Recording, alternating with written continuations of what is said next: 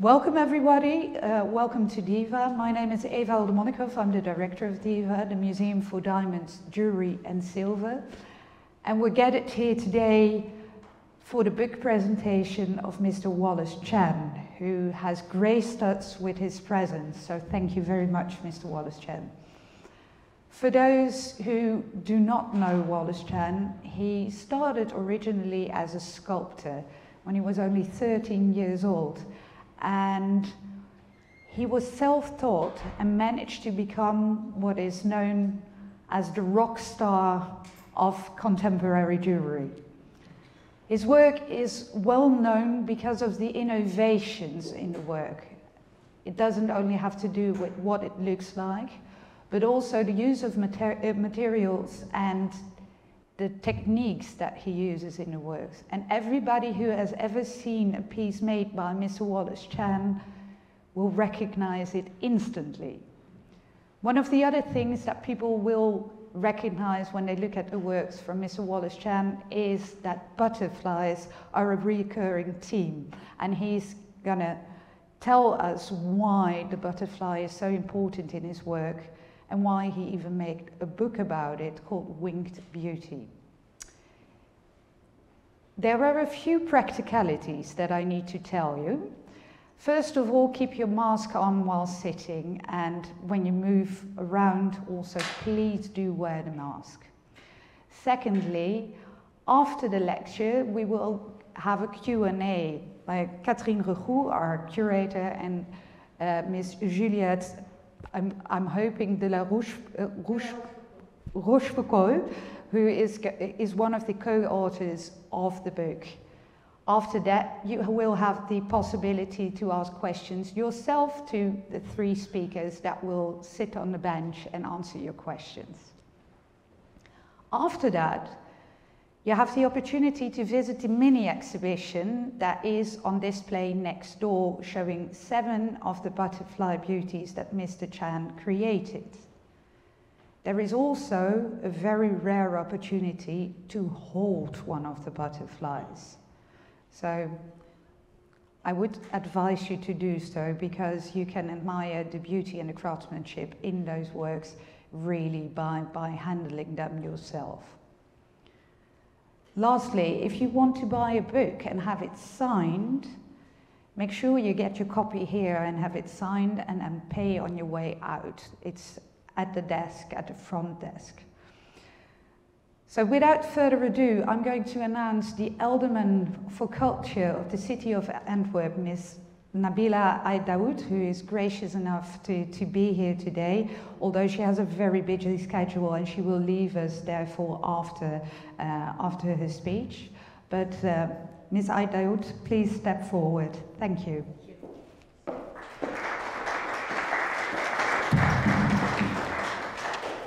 Dear Mr. Chan, dear Eva, ladies and gentlemen, we delight in the beauty of the butterfly, but rarely admit the changes it has gone through to achieve that beauty. I start off with a quote by the great writer and poet Maya Angelou, as I am delighted to be gathered here with you for the book presentation of Winged Beauty, the butterfly jewellery art of Wallace Chan. A rare happening, as Antwerp is amongst the happy few, together with Paris, London and New York. As Vice Mayor for Culture for the City of Antwerp, it is my absolute honor to welcome you here, Mr. Chan, in DIVA, the Antwerp home of diamonds. It is a privilege for our Diamond Museum to present some of the splendid jewels of your most recent collection as well, all butterflies. Butterflies, ladies and gentlemen, are about beauty. The outer beauty for sure, but foremost, the beauty within. Butterflies can't see their own wings. They can't see how truly beautiful they are, while everyone else can. The same goes for people as well. Caterpillars turning into butterflies are the perfect metaphor for change, and how empowering that change can be. It is about discovering one's inner beauty and letting it shine. Allow me to finish on that note. Let's all seek and cherish the inner change and the beauty within. Thank you once again for your presence among us, Mr. Chan, and I wish all of you a pleasant and inspiring Sunday afternoon.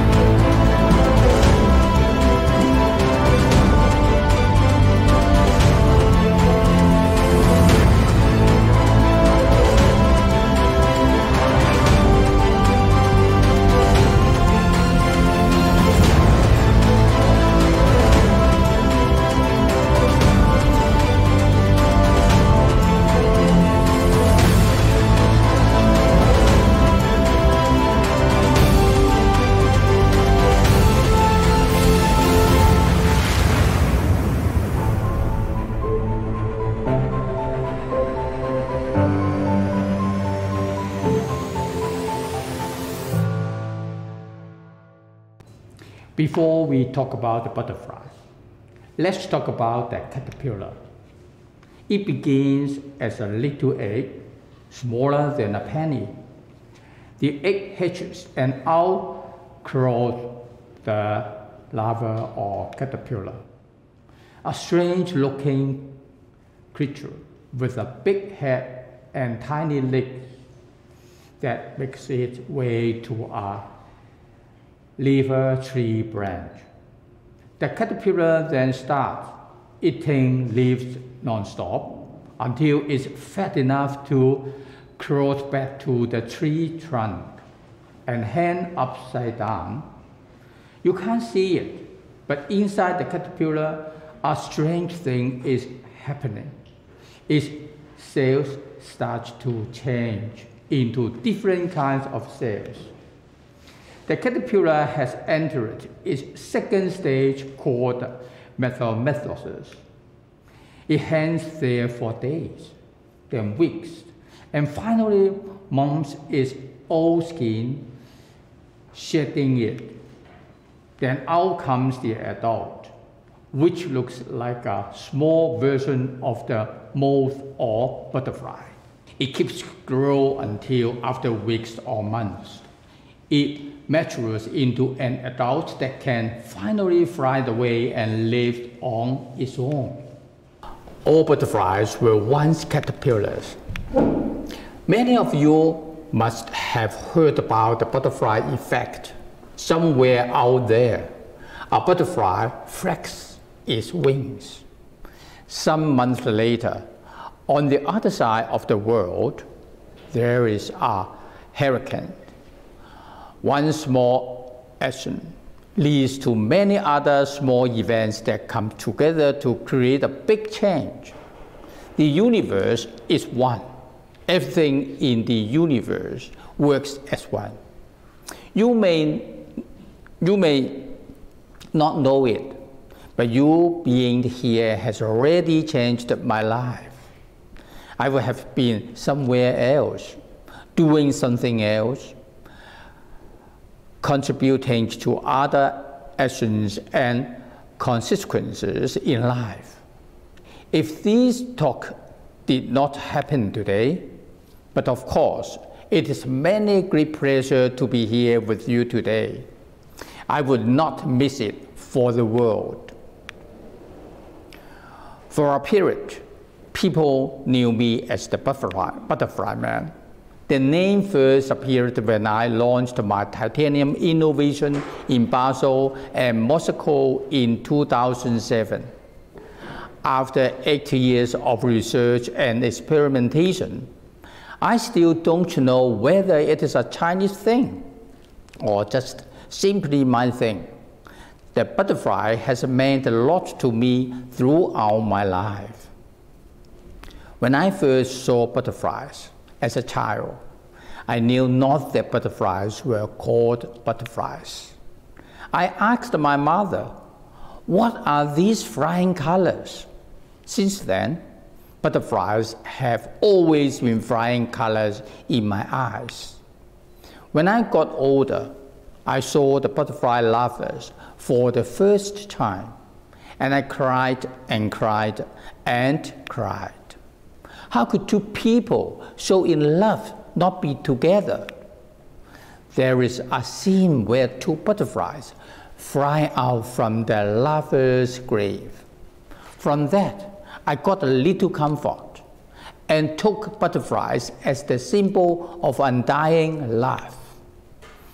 And older I got, Tao's philosophies, in particular the butterfly dream, had a lasting effect on me.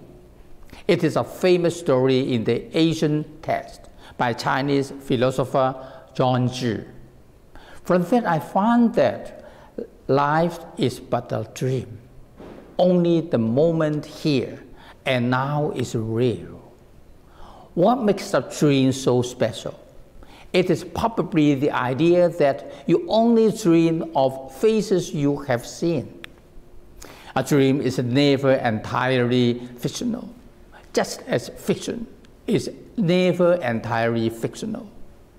there is always elements of reality that come into play. I wondered if I could highlight the elements of reality in dream and make it transcend the physical world. You have probably gathered that butterflies have become an unlimited source of inspiration for my jewelry. I have made at least a few hundred different versions of butterflies. Now, I would like to tell you about one very special project. What I wanted to do was to transform a pair of real but dead butterfly wings into a piece of jewelry. I started to look at specimens from real butterflies. They were sturdy, well preserved, scientific, but dead, quiet, and boring. Butterflies, even dead ones, must be alive. They need the sun, the wind, music, and movements, colors of spring, and lots of love. So I began my quest to bring them back to life. Everything is difficult. However, never is impossible. However, as sturdy as a specimen might look in a frame, it fell apart upon my fingertips. The beautiful colors and patterns that we see on the butterfly's wings come from tiny powdery scales that get rubbed off easily. It took me 3 years and countless attempts. I create works that set real butterfly wings in between crystal and mother of pearl, using titanium as the structure. To retain the original colors and patterns of the butterfly wings, I have to be so extra careful that it was as if I was a daughter operating on a body. Light is important, but light is not everything. Shadows played a part too. This was when my experience as a carver came in handy.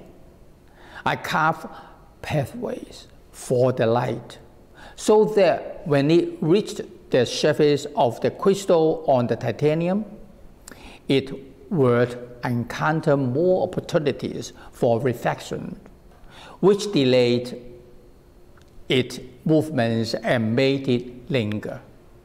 Also, through carving, I create an uneven event, where shadows would come to contrast the light, lending the piece more dimensions, and therefore more movement, even when it was not moving. Of course, the arrangement of the gemstones is also key. When I want to create movement, I think about how the colors will move. If you place green and red together, or yellow and blue, the colors jump from one to another. You do this when you want drama, excitement, or tension. But green comes in many shades, red also, and blue, everything, every color. When I want to express a subtle, gentle, and natural movement, such as the caress of the wind, I lay out the shapes carefully and construct a color gradient. It takes quite a bit of time, but that is how I generate life in a form that no longer lives. There were times when I thought to abandon and project. Times when I paid too close attention to the voices in my head, both real and imaginary, that told me my efforts were pointless and silly, that what I wanted to do could not be done. But soon, I remember that all butterflies were once caterpillars. I would come back to my dreams, back to my truth, and would see the butterflies rising, fluttering about, dancing in love and light. How then could I possibly leave the wings alone, so frail and lifeless? A caterpillar once pushed through time with all its strength to make such beauty happen. I want to prolong the story so that can be passed on from generation to generation. And the only way I can do that is by becoming part of the story, by telling the story of the butterfly from the perspective of the butterfly man. I have been told that I'm not the first to make butterflies, that it is a motif that has long existed in the history of jewelry art, that I should not waste time on what has already been made by others. It amuses me. It amuses me that there are always people who tell you not to do something because no one has succeeded before. And at the same time, there are always people who tell you not to do something because someone has already done it. If you want to create, you cannot listen to people. You are responsible for your own art. And if you want to create a piece of jewelry with real butterfly wings, you are responsible to the caterpillar that made it happen. It is a piece of dear, precious life, and you must honor it. History and Mother Nature has told us that beauty comes in all sizes, forms, shapes, and colors. For example, butterflies, there are about 20,000 species of butterflies in the world. I am also create different kinds of butterflies. And each of my butterflies is made to convey a sense of beauty that is unique in its own way. I see each of my pieces as an individual and make sure that, like each of us, each piece is unique and special. Because beauty also comes from differences. Beauty can be earthly and superficial. Beauty can also be unearthly and spiritual. Think about classical music. It is formless, shapeless. It is completely abstract. But it surrounds us and moves our hearts.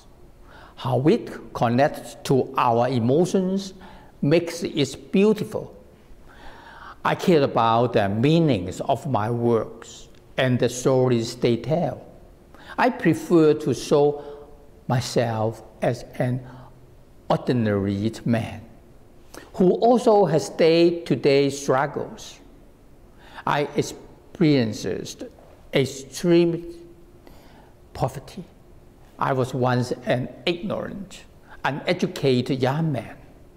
I failed many times, countless times.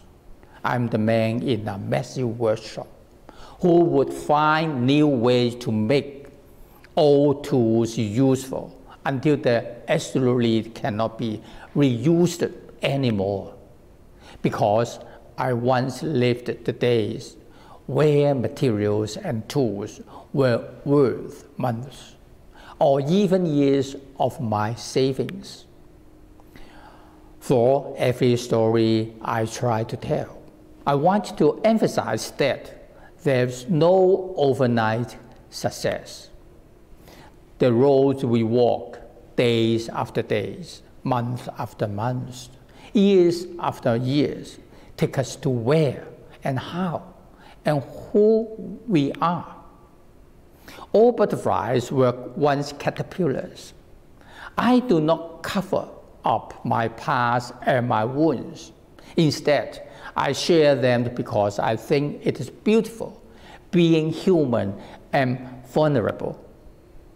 I should embrace sadness the way we embrace joy, and know where the balance is and how to transcend. It is not good being all caught up in your own failures and sufferings, but it is also bad to linger in the garden of joy and success. My pieces are always full of emotions, but the emotions are there not to entrap you. The emotions are there to provide the possibilities of transcendence. The pursuit of beauty is an endless pursuit. Beauty has many faces. If you show you one face and try to enchant you with it, do not stop there. The only way to not miss out on the many different faces of beauty is to keep trying, keep pushing, and keep creating. Imagine it. If an ant walks on a piece of paper and somehow someone picks the paper up, to the end, it is an earthquake. Imagine now an ant passes through our water tape. It's now experiencing a thunderstorm. What if it passes through an air conditioner? It is a hurricane. When I was a child, I would spend hours looking at ants, following them. When I saw a troop of ants lining up and moving on, I would find ways to disturb them and make them change their pattern. What amazed me was that they almost always managed to regroup. I'm always enchanted by the micro world, and my creations reflected that. When a butterfly flaps its wings, I imagine that there are airwaves, and an ant must feel the turbulence like a windstorm. My butterflies are not regular or symmetrical. There are a lot of carvings on the butterfly wings. How do the airwave move through the wings? I did not have the technology to find out. What I had were a container filled with water, a hairdryer, and a camera. I used the hairdryer to blow on the water and took photos of waves using the camera. When I carved, those photos were my reference. I remember when I earned the nickname, the Butterfly Man from China, which I did not pay much attention to at that time. However, when I think about it now, I am amused. There is Superman, Batman, Ant-Man, but there is no Butterfly Man. If I have my superpower, creativity is my superpower. In 2001, I read about a pacemaker in a newspaper. It was created with titanium, a metal that is hard, light, strong, bio-friendly, and colorful, a space-age metal. Titanium embodies and reflects the spirit of our times. It is a symbol of technology and the future. I decided that it can be the bones to support the flesh and blood of my jewelry. Titanium is not easy to tame, not at all. It is a very stubborn metal. When you bend it, it bends back. When you heat it up to its smelting point, which is about 1,700 degrees Celsius, it stands square until you give it the slightest push, then it falls apart, rewarding you with powder everywhere. By 2007, I succeeded. It took me 8 years to master titanium. The process wasn't easy. Titanium is a magical metal. It is as magical as love. You must not force things to happen. You surrender your power to it and let it guide you through the process. That is my kind of romance. Often, we find truly great things or great people minimizing their own existence to support the glory of others. Titanium is one of those silent, unsung heroes, carrying weight with incredible strength. It is almost invisible. Titanium is also a multifaceted character. It may seem stubborn, but it is not afraid of change. I shaped it as thin as needles and strings, and hard as it is. It was transformed into a state of existence, as soft and flexible as a piece of fragile fabric. With titanium, impossibilities are made possible. Change takes over none. Always challenge the status quo. Nothing is immune to change. With enough will and persistence, you can turn titanium into silk. It took me 7 years to create the Wallace Chan porcelain, but comparing to the 2,000-year-long history of porcelain, 7 years are indeed not that long. At 5 years old, I moved to Hong Kong with my parents, sister, and 2 brothers. We had nothing. We moved into my grandmother's home. We became a family of 12 people. There was simply not enough space. All night, I slept in the washroom. There was also not enough food for every dinner. My 3 siblings and I were given a plastic spoon, and we had to take turns to eat with it. The adults in the families used porcelain spoons, shiny, solid, and elegant. I wanted to know how it would feel like to have a spoon like that, all to myself. I could not handle my curiosity. And so, one night after dinner, when all the adults left the table, I reached out.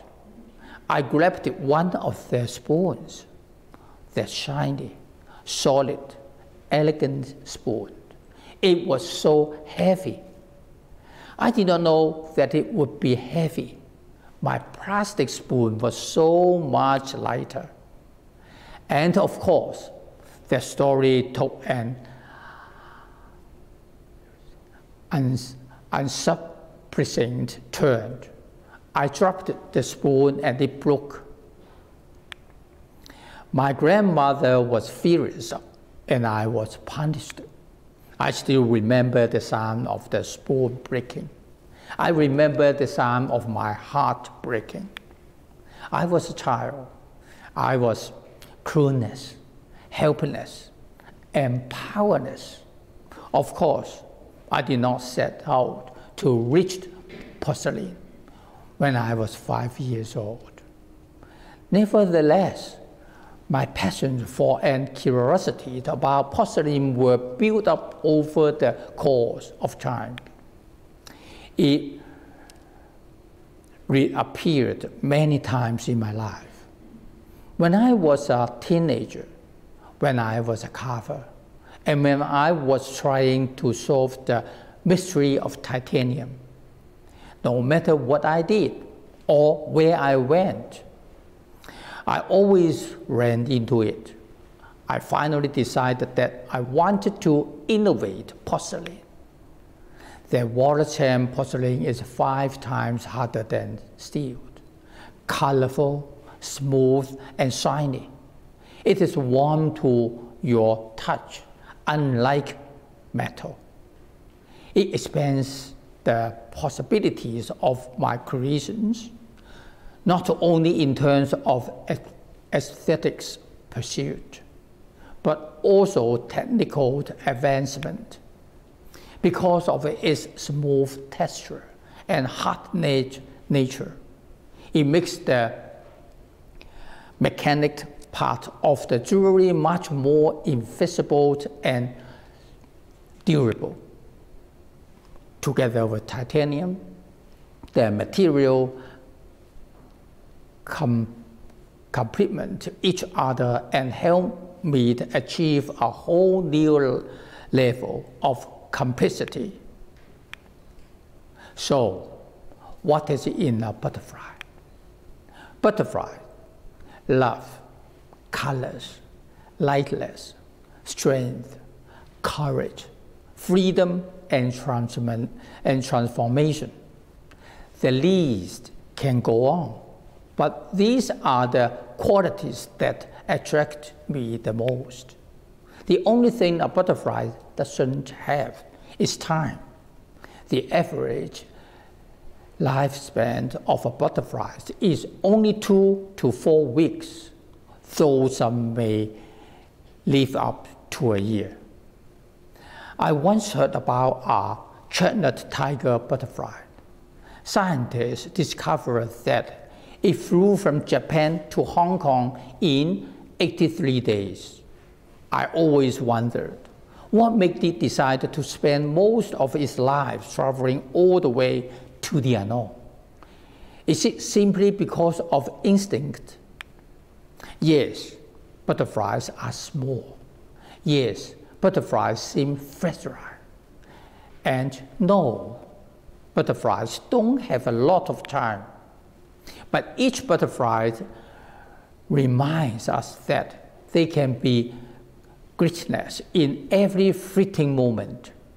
If we dare to embrace it, if we care enough to push through our own cocoons, our brain is designed in a way that helps us filter out unnecessary information.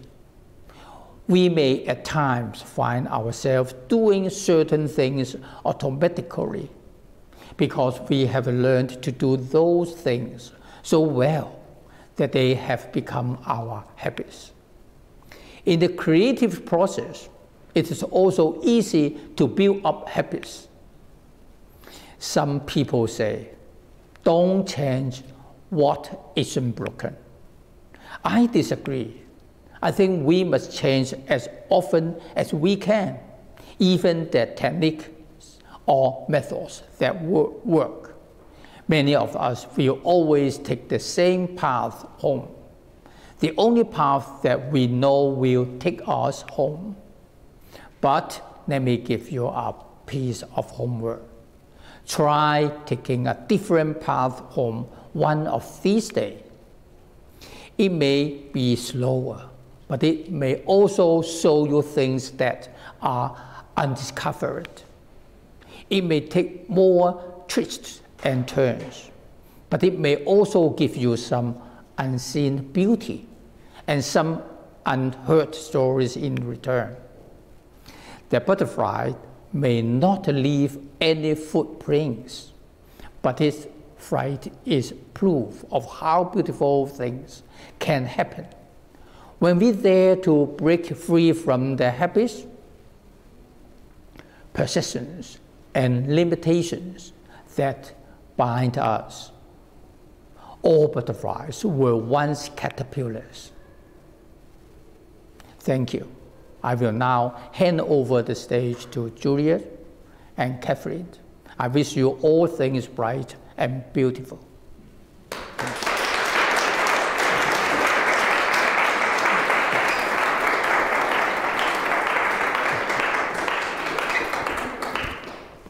Well, Mr. Chan, thank you very much. You're welcome. For an interesting talk and your more information about all your beautiful jewelry, the materials, and some more information before we take a little bit more talk with Juliette Ware de la Rochefoucauld. She is one of the 5 authors of the book Winged Beauty.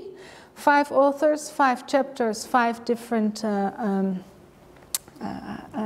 aspects and specialist view. I have my paper here to introduce Juliette.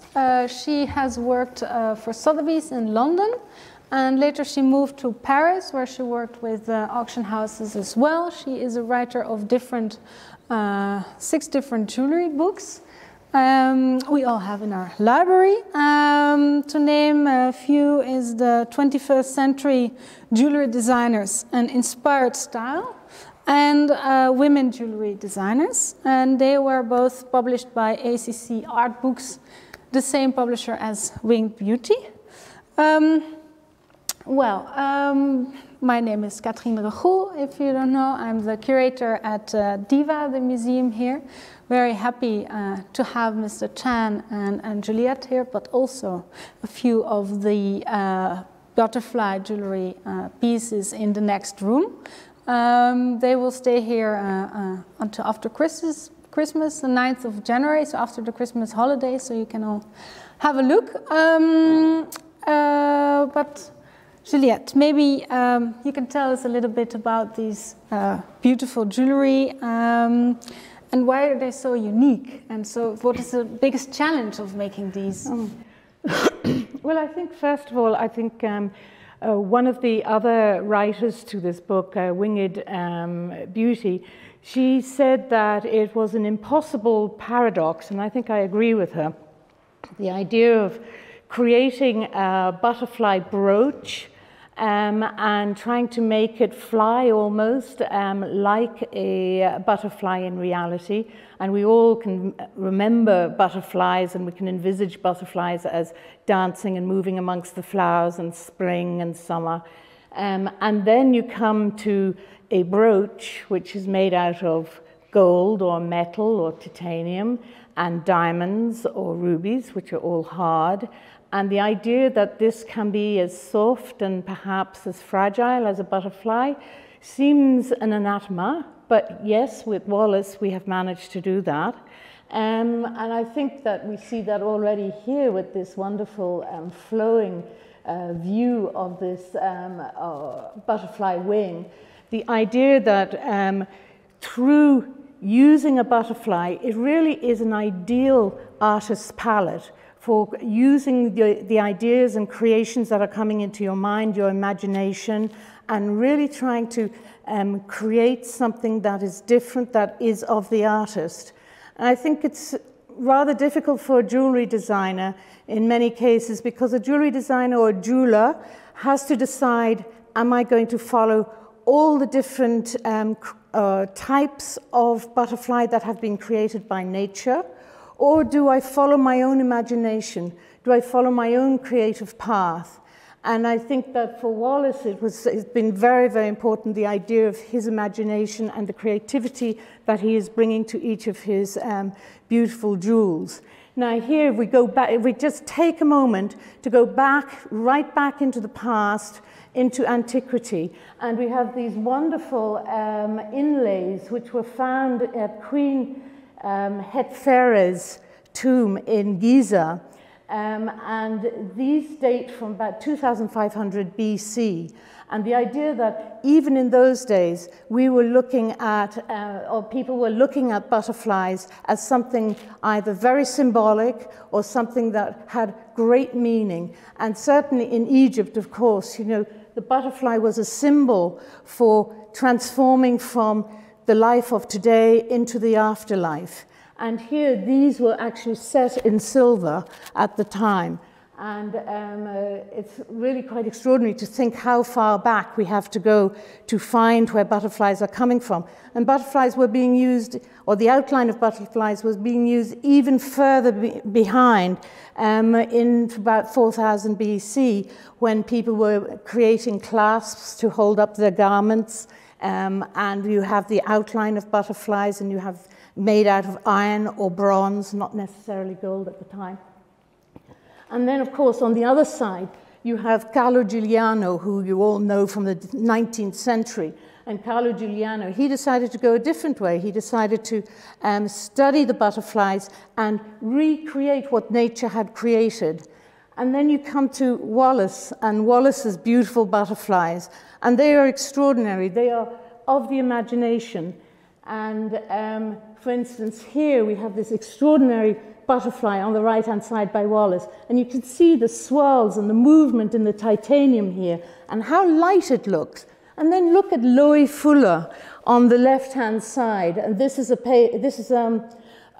photograph that was taken in 1900 exhibition in Paris. And she was experimenting at this time with colored light, dancing, how the light changed. So there was pinks, there was blues, there were greens. And if you actually go to see an exhibition called Abstraction at the Pompidou Museum in Paris at the moment, you will see a film of her dancing as a butterfly. But look how the swirls of the garment, also just the movement of the garment, and then look at the movement of the titanium on the right-hand side. It really is extraordinary. You can see the lightness. You can see how it flies, this butterfly. And that is something that Wallace has managed to achieve with such dexterity and expertise. And I think it's in one's imagination as well. We can see the colors, as he talked about the flying colors before. Here we can see the flying colors. Really quite a remarkable piece in itself. And I just think in your museum, for instance, the DIVA Museum, you must have a lot of other pieces that represent butterflies. Not so many pieces, but we have a few. This is jewelry designed by Louis van der Kruijsen. And this is made already in 1770. Or 1770s, and well, we talked about the butterfly and the symbolism of the transformation, but also it stands a little bit for new life and spring, and this is more, well, in his case. And we also have, amongst a few other things, a teapot. Mm-hmm. So this is a Belgian designer, and then we have the teapot by Wolfers, another Belgian designer from Brussels. And here you see just on the spout a butterfly from the side, and here again is more with other animals, and well, a silver teapot with gilded decoration. And yes, yeah. And Wolfers, wasn't he as an Art Nouveau designer and jeweler, he created large pieces of jewelry. And of course we all know from the Art Nouveau that you have this fashion where the human being was transforming into a butterfly, and Wolfers was one of the main jewelry designers of the time, or jewelers of the time. Of course we've got Lalique and Henri Weber, for instance. And this is interesting, this teapot, because it really reminds me of one of Wallace's very early pieces, because Wallace, he bought an earthenware teapot at the very beginning of his career, and he, by mistake, he put boiling water into it at first. He should have probably have used warm water and then put hotter water into it, but he, by mistake, put boiling water and it cracked. What was left was the lid.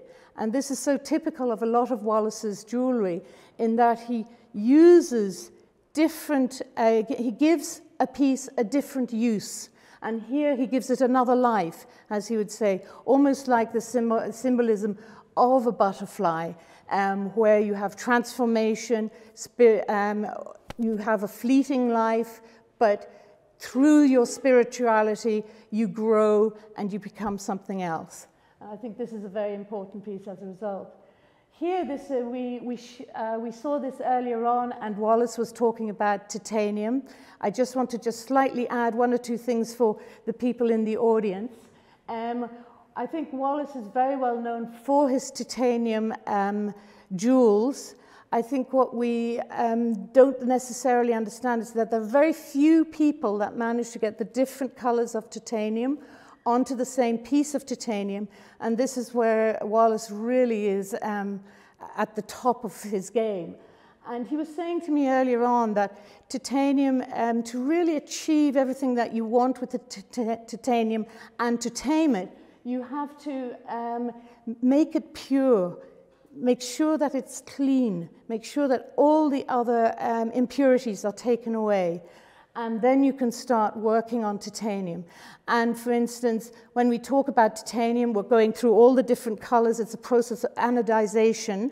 And so it depends on the amount of time and voltage that you pass through the titanium, which creates this wonderful titanium oxide, which is a transparent layer of crystals. And it's that depth of crystals that gives you the different colors, because it's the light which splits through the surface into the crystals itself. And a little bit like with opals, the iridescence. And so this here, and I think one of the things that we miss is that some of the colors are very, very difficult to attain with titanium.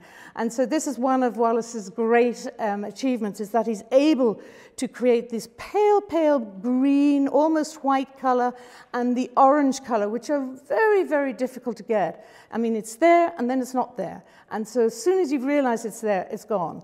And this is the problem for many jewelers. So I think we can move on to the next one. I think, sorry, excuse me. We can also look at the way that Wallace is setting his gemstones here. Look at the way that he's placing amethyst or rock crystal on top of diamonds or other gemstones, creating again a synergy and a different layering system of all the different gemstones.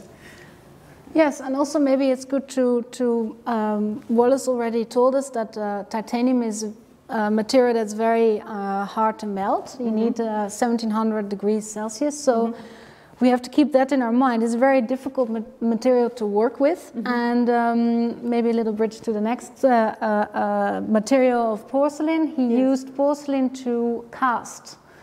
Yes, he used, I think, well, Wallace is better to tell you this than myself, but he had difficulty finding a material with which to cast his titanium, and he did come upon porcelain for that.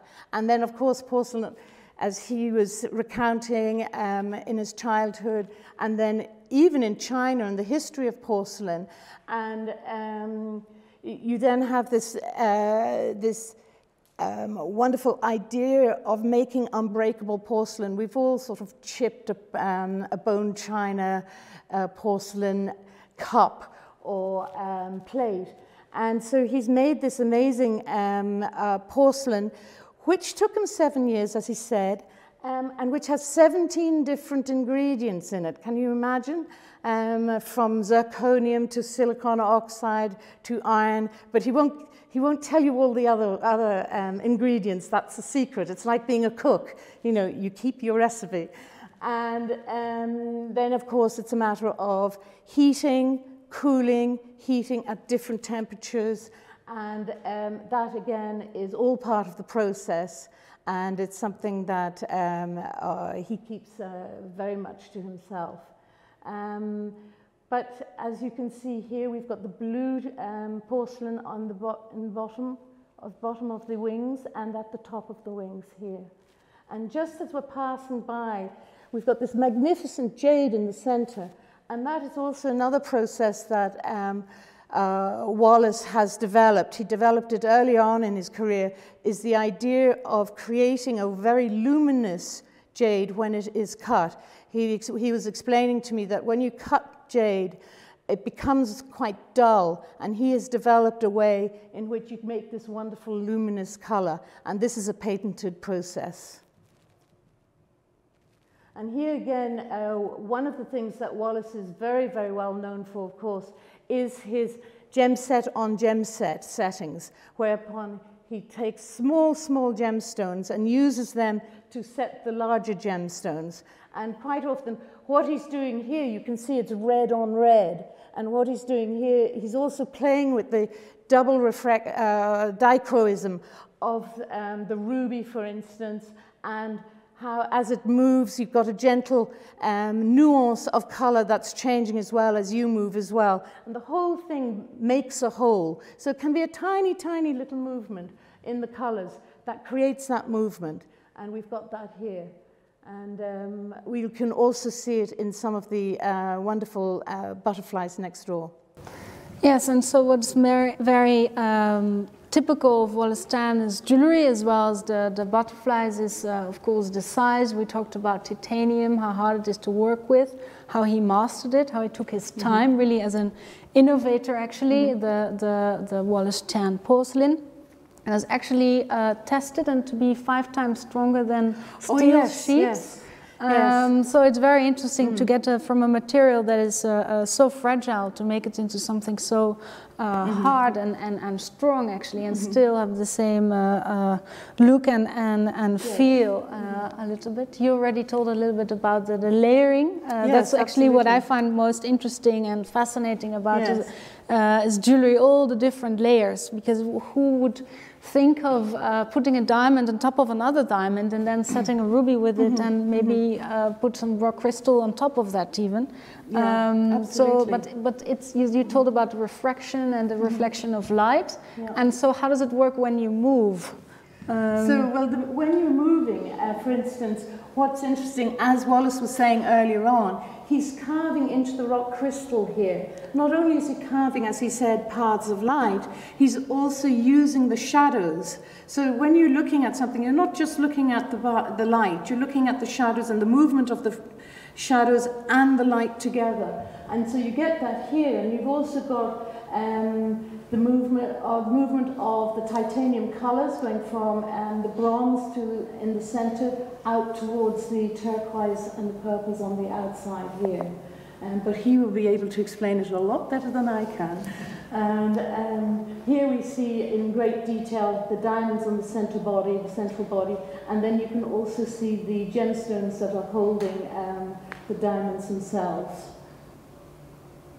And so we talked about at the beginning about one of the challenges that a butterfly is very light and moving a lot, but actually has a very short time of life and living, and how to capture that. And well, we talked also about antique jewelry, and in some antique jewelry they used a special setting, un tremblant, on a spiral, so it moves when you walk, and the gems get extra light and can sparkle more. So how do you see that layering in combination with the movement of the wings? Well, I think it's the sum of everything. It only takes a little bit of each to actually create something that's really quite extraordinary. And so you get the layering here in the center, and then you have the wings here, for instance. And Wallace did explain earlier on, but he's using a vacuum to keep the mother of pearl and the rock crystal together. And as I was saying, it's almost like a sandwich, because the butterfly wing in the center, it's not being touched at all by the carved rock crystal on the outside, on the front, and the mother of pearl on the other side. And in some of them, in actual fact, you can see it on one of the butterflies inside, you can see the mother of pearl coming through the diaphanous effect of the butterfly wing. So you're getting extra iridescence through the ring, and also the gemstones themselves. But it's all, you know, I think all jewelers are seeking a way of finding a way to make their jewels move. And I think that Wallace has found that through his use of light and carving. And I think this is it's a really beautiful piece. I love this piece. It's one of his older pieces. Yeah, and what he told us also, to a way of keeping and preserving it for the future generations. Yes. And I think that's really important, and I think it's important to know about Wallace's can I just hold on? Wallace's jewellery is that he's always seeking a way to create a setting that will last, that will not just be here for the next 20 years. He's always thinking of the next generation and the generation after that. And so where he can, he's always trying to find that special permanence for each of his settings so that the gemstones don't fall. And so that we can see them for several generations in advance. So long may it go on. Yeah, let's hope so. Well, these jewelry are quite some pieces, not only in scale, but also the use of, well, quite precious materials, big gemstones of very high quality. Who would wear those or collect those? What would... Oh, I think there are all sorts of different types of collectors. I mean, perhaps in the old days, a collector would be somebody who wanted to build a collection to wear. But nowadays, we have people who collect this jewelry specifically as an art form. They're not interested necessarily in the exact value and the carriage of what's being used. What they're interested in is who's made the piece, how is it made, what is the creativity of this person. I think going forward we're going to have more and more problems with finding people who have this extraordinary creative mind that Wallace has. And I think that this is important, is that creativity is really the new luxury of today. And I think we have that in these butterflies, which symbolize so much. You know, fleeting life, transformation, rebirth, and then moving on into the next generations. It's very, very important. And creativity, I think, with a butterfly, you have that with an artist's palette. It's like a brooch, for instance. It's there free for everybody for an artist to come up with their own ideas.